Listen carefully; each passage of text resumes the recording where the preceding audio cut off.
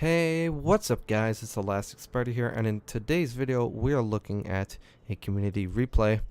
This time we are looking at a replay from Fog Cruiser Prinz Eugen. If you'd like to submit a replay because you want to be featured on our channel, send it to BIAworldofwarships at gmail.com. Please include your screenshots from your post battle results, all 4 of them please. And your replay, and a pretty short description on what happened throughout the game. We try and watch all of the replays that you guys submit, and if you aren't featured, don't worry, we will try and feature you all at some point. That's not a guarantee, but we try and keep it as diverse as possible with a lot of interesting gameplay and a lot of good games as well.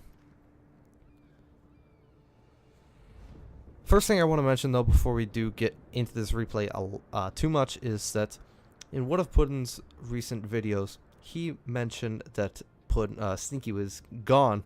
A lot of you were freaking out, saying that, or thinking that Sneaky was gone forever.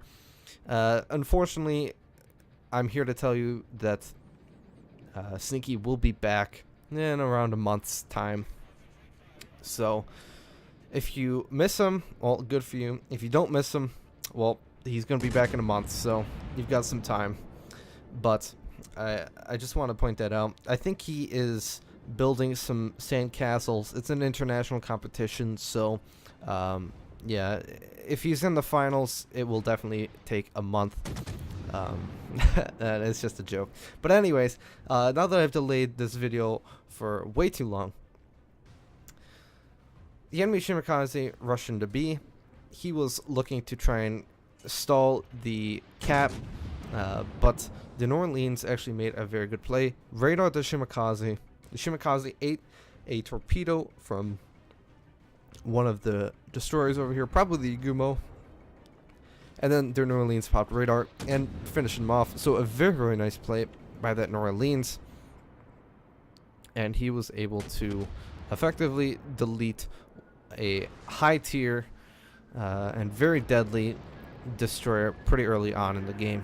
However, that advantage doesn't last very long. Our Fletcher goes down, and a bit of a miscommunication there, and New Orleans takes the torpedo.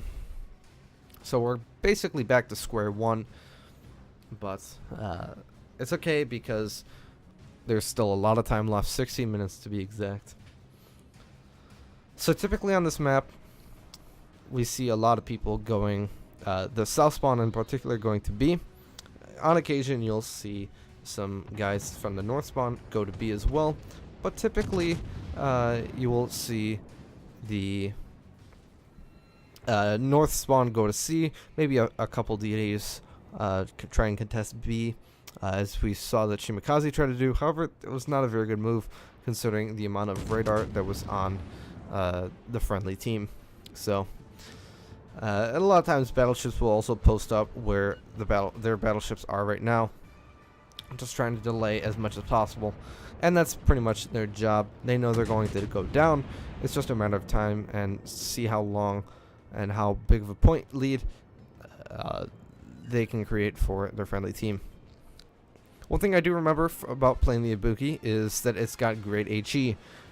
Basically from, I think, probably around tier 6, I would say, is when the Japanese really start seeing those beautiful HE salvos. Very typical for if you see a pretty undamaged target.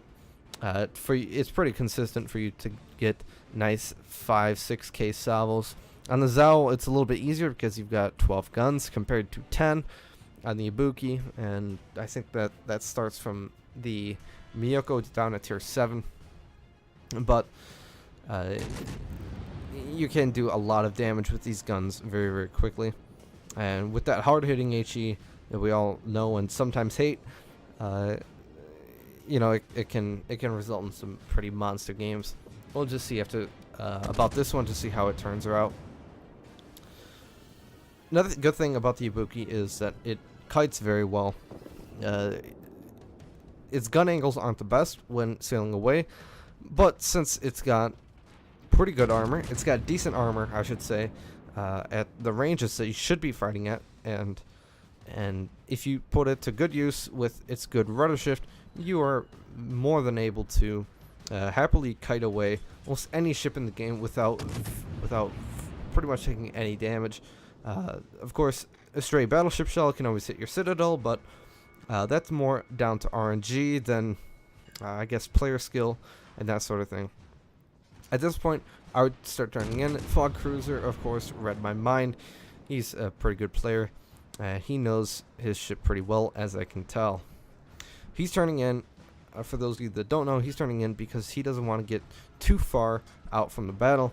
He wants to always stay not at his max range, but somewhat close, probably 12 to 15 kilometers.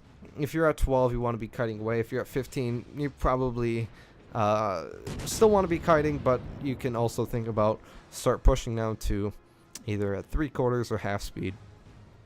However, Fog Cruiser, he's going right into the nick of things, and oh boy, Baltimore.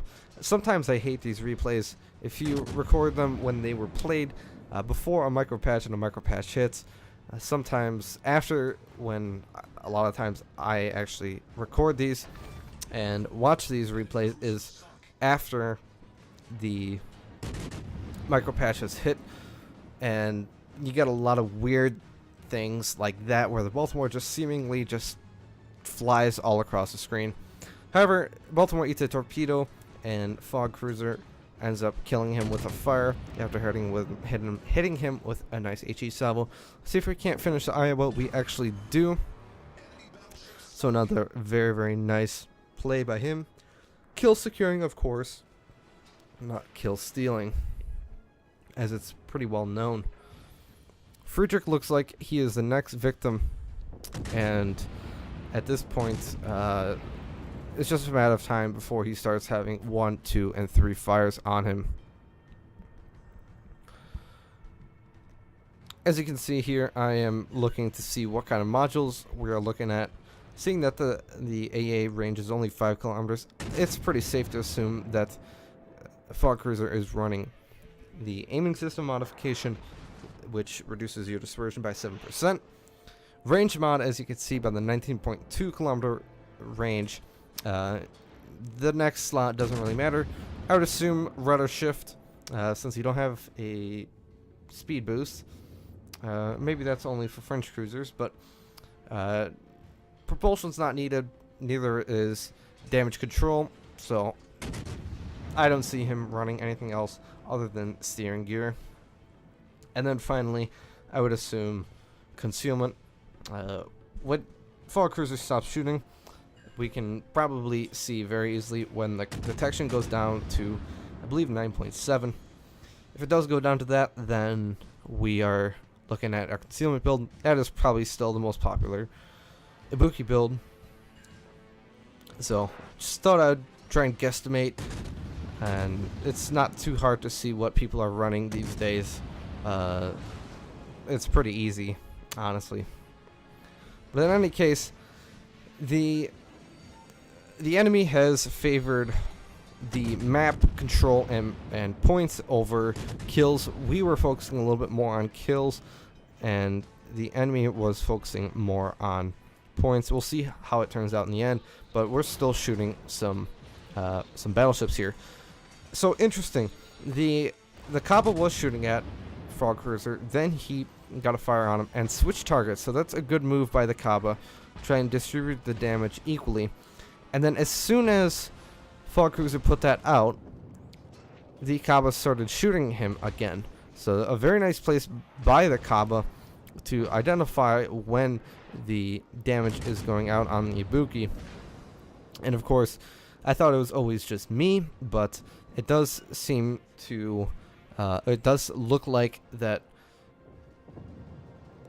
I'm not the only one that's, when I put out a fire or two, I don't get it reset, or I do get it reset immediately. It seems like that's not the case though here, so he's gonna have to sit through a full duration burn, but he was able to pelt the Kaba pretty nicely. Oshimikaze does go down from the Kaba, but 1 fire and 4 nice penetrations, and the Kaba's looking like he's in a bad spot, and the Shimikaze actually gets him with a torpedo.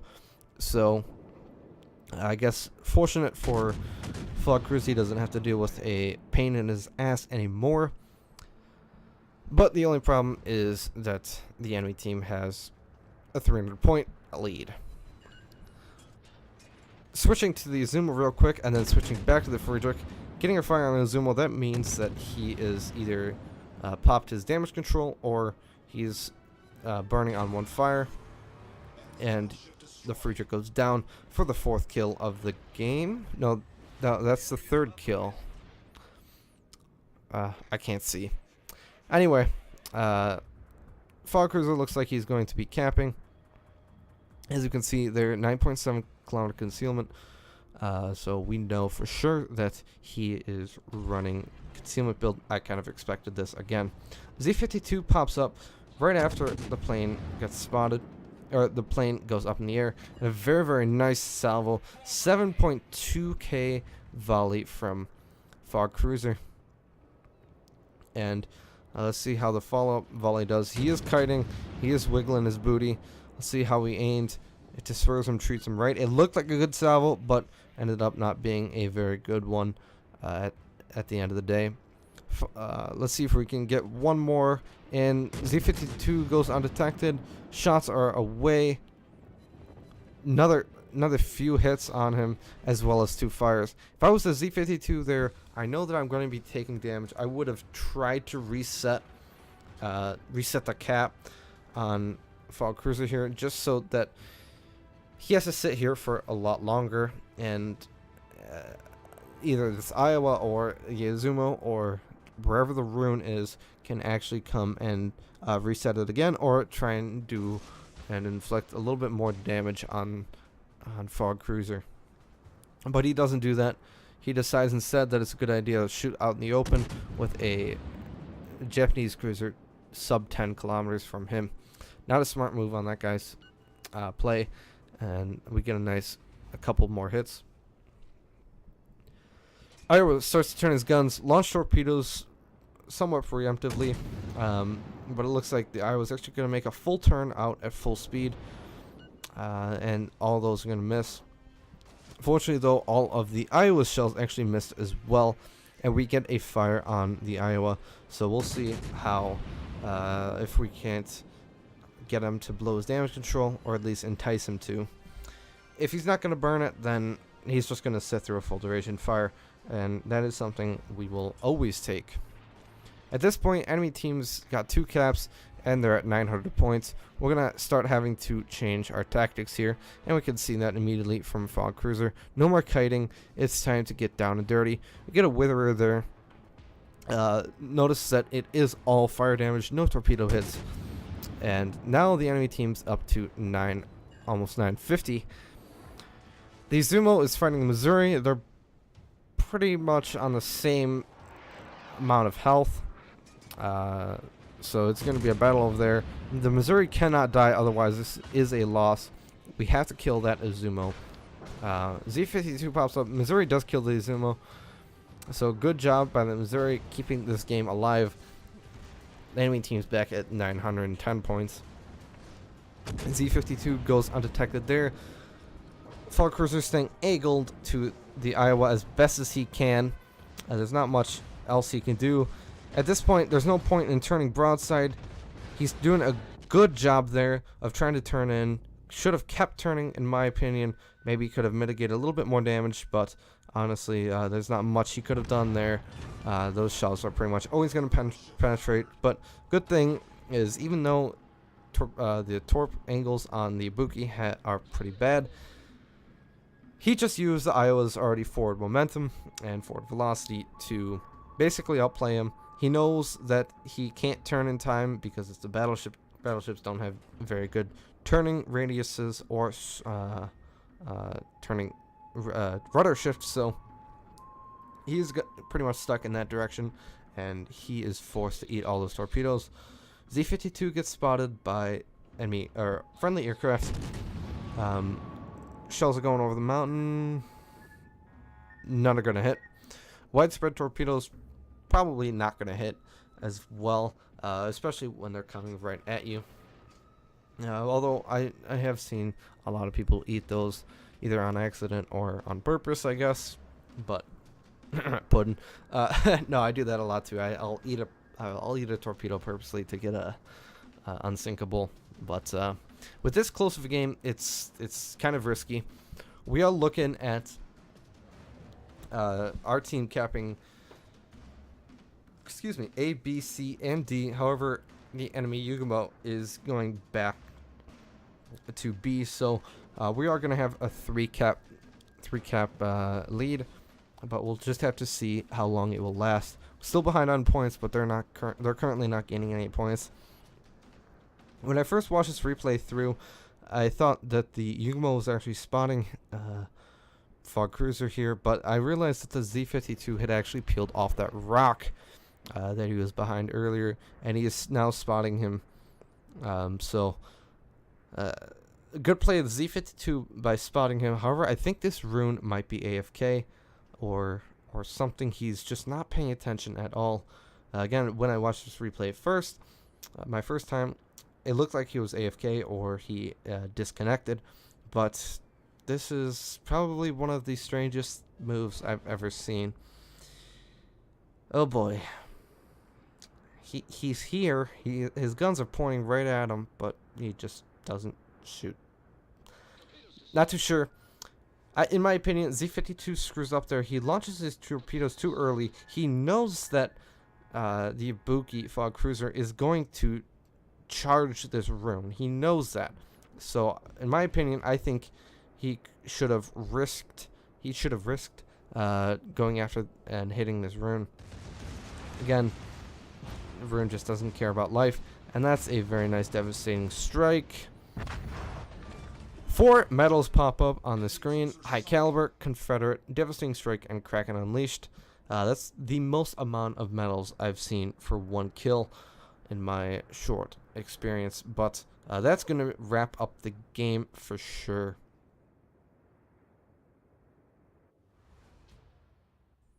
Alright guys, so looking at the post-battle results, 770,000 credits earned, 21,000 free XP, or just regular XP, 4,200 free XP. Devastating Strike, Confederate, Kraken, Wither, and High Caliber, 215,000 damage to wrap off this game. 5 torpedo hits, 5 ships killed from that Kraken, 2 solo base captures. That is quite outstanding. And then 18 fires. The Ibuki is known for its fire starting capabilities, and I think this game displayed that quite handily. There's no doubt about that throughout the game, that the Ibuki is always going to start a lot of fires. So, well played by Fog Cruiser, and let's move on to the team score. In terms of team score, 3,500 base XP. That is just insane. What an amazing game. Those 2 solo base caps, I'm sure, helped Fog Cruiser out a lot. That is certainly the highest base XP I've ever seen, and I've ever actually achieved, I think. But anyways, let's move on to the detailed report. 88,000 from main battery, 55,000 from torpedoes, and then 70,000 from fires. A lot of damage from fires, of course. That Wither was very, very nice. And then finally, credits and XP. I spoke a little bit about this earlier. Walking away with around 600 grand is certainly very, very nice. And of course, the XP is also amazing. I'm sure if you don't already have the Missouri Fog Cruiser, I'm sure you're very, very close to getting it now. But anyways, guys, I hope you guys enjoyed this video. If you did, leave a like. If you didn't, well, still leave a like because you like our videos. No, I'm just kidding. Subscribe if you're not subscribed. Comment if you want to comment. And, of course, keep sending in your replays. We try to watch all of them. Anyways, guys, this is ElasticSpyder here from Brothers in Arms with the Warships. Signing out, and I'll see you guys in the next video.